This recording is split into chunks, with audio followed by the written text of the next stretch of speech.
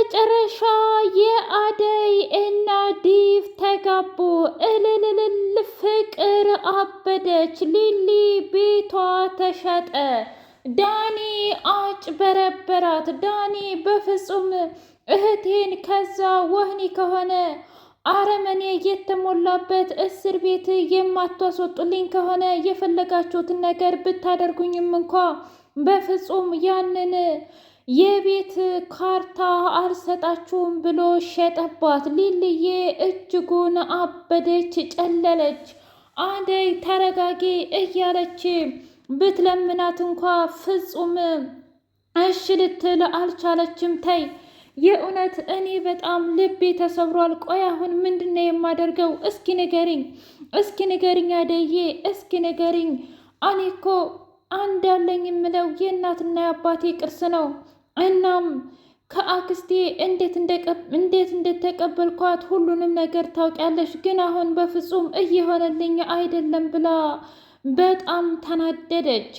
ጀግናው ባቡሬ ገጀራውንና ዳኒን አግቶ አሰቃያቸው። በስተመጨረሻም ባቡሬ ላሳለፉት ጓደኝነትም እንኳ ርህሩ ሳይኖረው ትሰማኛለህ፣ እኔ ሊልዬን እወዳታለሁ አፈቅራታለሁ ስል ከልቤ ነው እንጂ የእውነትም እየቀለድኩ እየሰከስኩ አይደለም ጀገራው። ስለዚህ ከዚህ በኋላ አንተና እኔ ተጣልተናል። አንተ እንደሆንክ የማትሻሻል ሰው ነህ።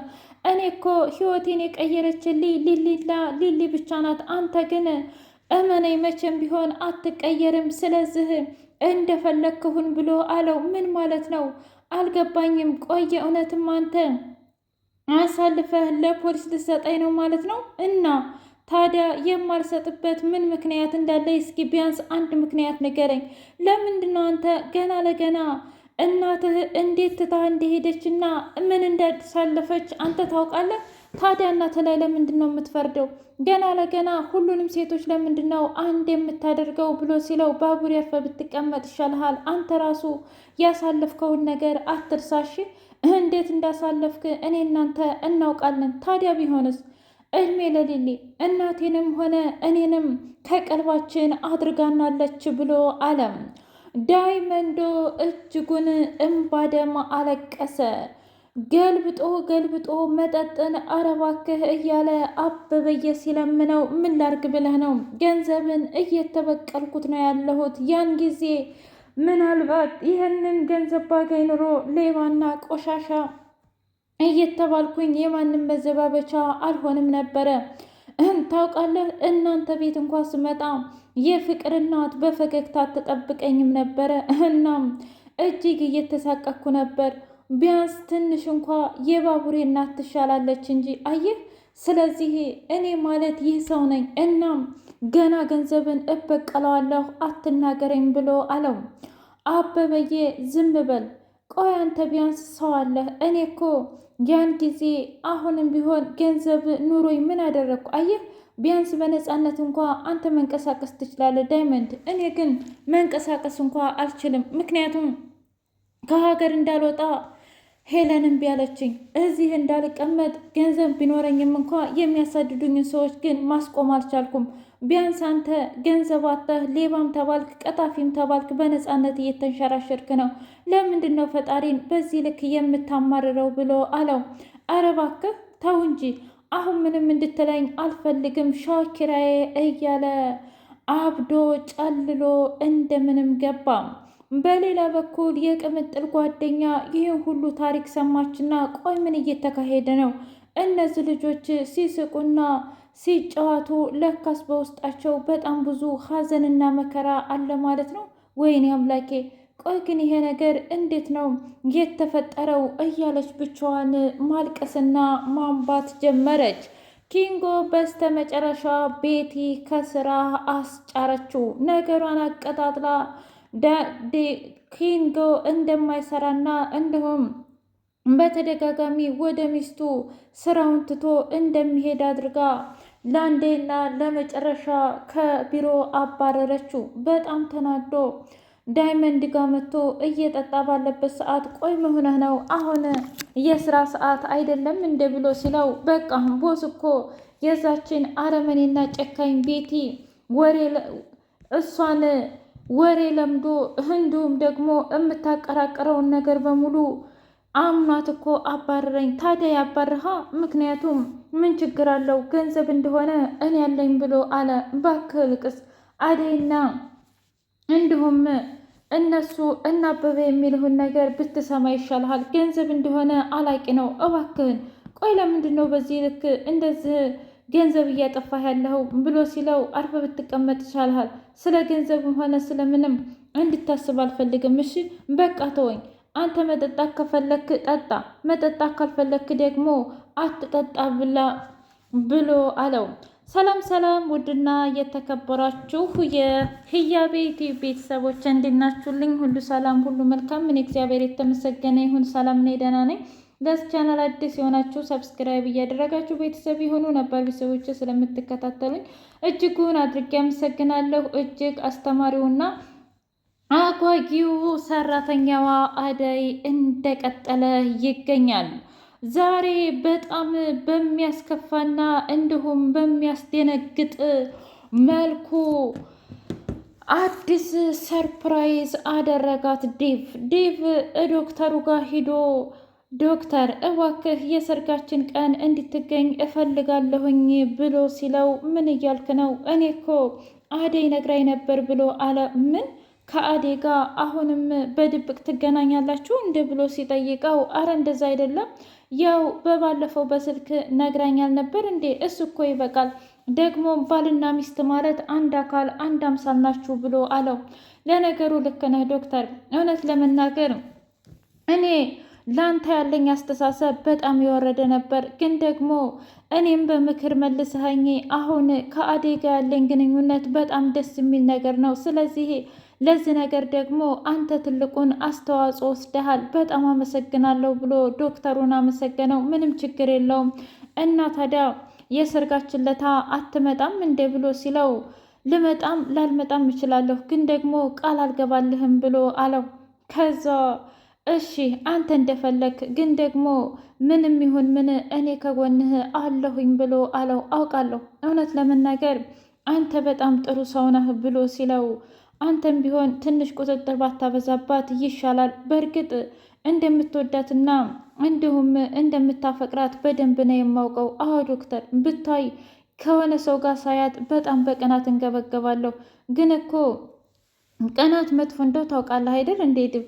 ስለዚህ ያም ይሁን ያንተ የግልህ እስከሆነች ድረስ እሷ ናት እንጂ እራሷን መከላከል የምትችለው፣ አንተ መከላከል አትችልም። ለማንኛውም አደይ እንደዚ አይነት ሴት ስላልሆነች በዚህ ልብህ ሊረጋጋ ይችላል ብሎ ሲለው እሺ አሁን ምንም ነገር የሚያስፈራ ነገር የለውም፣ ለማንኛውም መሄድ አለብኝ ብሎ ዴቭ ሄደ።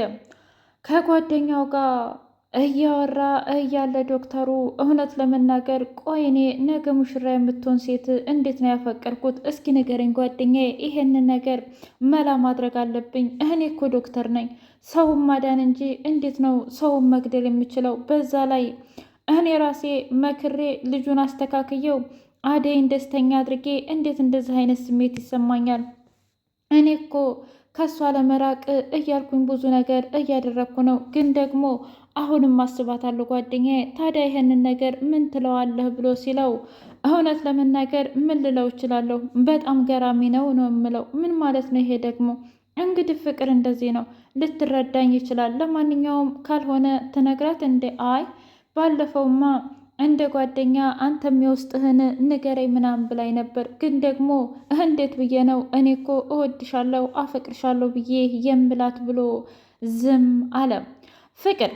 ፍቅር በጣም በሚያስደነግጥ ሁኔታ የድብንና የአደይን የጋብቻ ቀን መወሰኑን ስትሰማ እጅጉን ደነገጠች። እነዚህ አውሬና ጨካኝ የሆኑ ሰዎች በፍጹም አደይና ዲብማ መጋባት የለባቸውም። የሆነ ነገር ማድረግ አለብኝ። እንደውም ያኔ እውነት ለመናገር ብርሃን ዲብን ታፈቅረዋለች ይባልል፣ ቢያንስ አደይ ዲብን እንዳታገባ ማድረግ እችላለሁ፣ የኔ እንኳ ማድረግ መቼም ቢሆን አልችልም ብላ ፍቅር ሁሉንም ነገር ወሰነች። እናም ለአደይ እናት ደውላ አንቺ የማታውቂው በጣም ብዙ ነገሮች አሉ። ስለዚህ አንድ ነገር ልንገርሽ፣ እንዲሁም ማለቴ ያው አደይ እንደሆነች አስገድዷት ነው እንጂ ዲቭን እውነት ለመናገር አታፈቅረውም አትወደውም ብላ አለቻት። ምን እያልሽ ነው? አልገባኝም። ቆይ አንቺ ማነሽ?